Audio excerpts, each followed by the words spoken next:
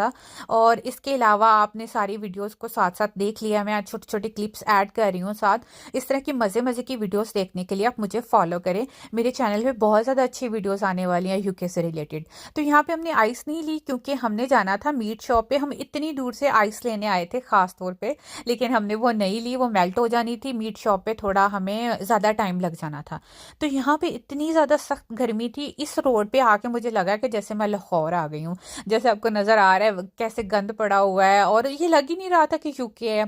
उसके बाद हम घर पहुँच गए हैं। मेरी मदर इन लॉ ने मेरे लिए है मेलन और वाटर मेलन काट के दिया क्योंकि गर्मी बहुत ज़्यादा थी।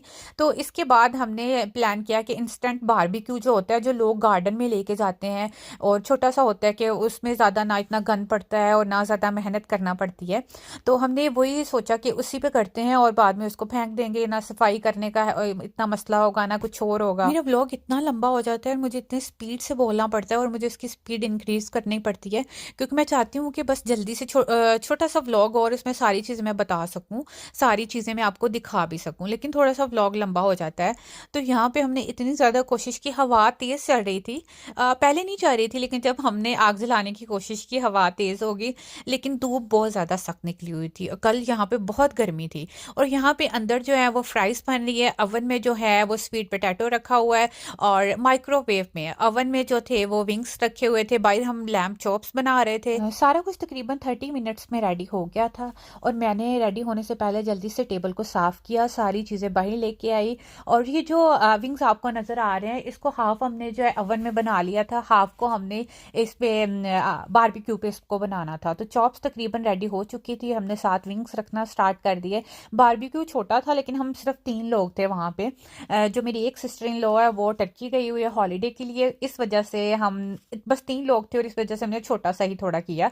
तो यहाँ पे जो है कोल्स्लो एमएनएस का बहुत ज़्यादा अच्छा है, बहुत ज़्यादा अच्छा था।